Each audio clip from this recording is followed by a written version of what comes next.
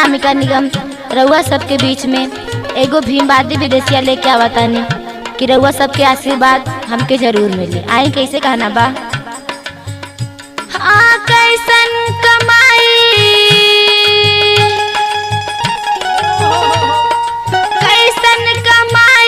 हो कैला भीम बाबा, सबके खवैया तू भैला भीम बाबा।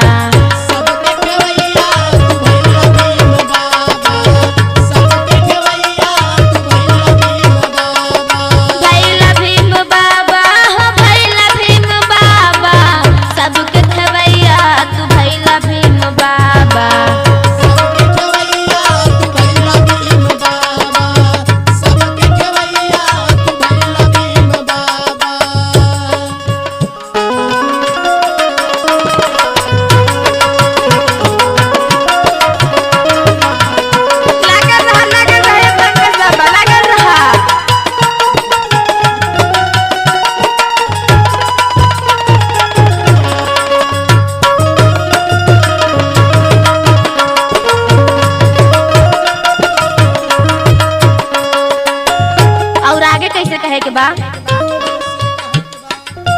केहू से नजर लाना, केहू से झगड़ला हो, केहू से झगड़ला, केहू से लड़ला ना, केहू से झगड़ला हो, केहू से लड़ला ना, केहू से झगड़ला हो, केहू के सतावला ना, केहू से अकड़ला हो, केहू से अकड़ला,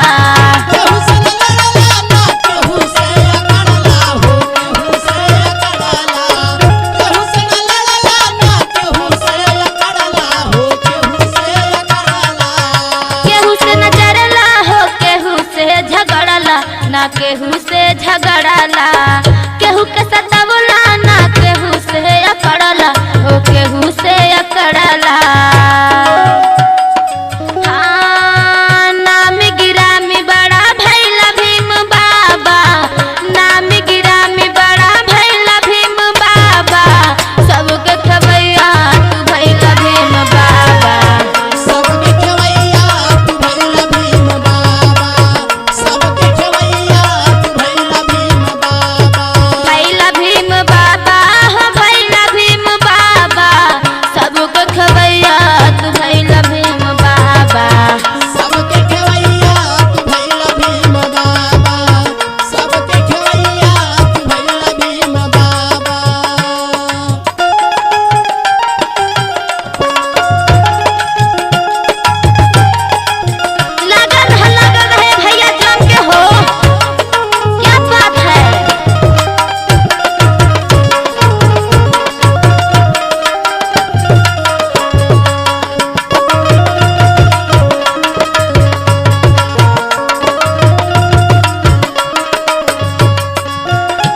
कैसे कहे के बा।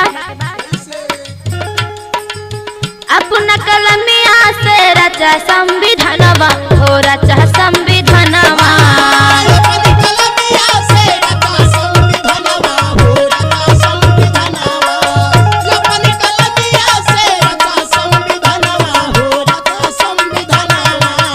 गावे गुणगान आज सगरो जहानवा हो, सगरो जहानवा,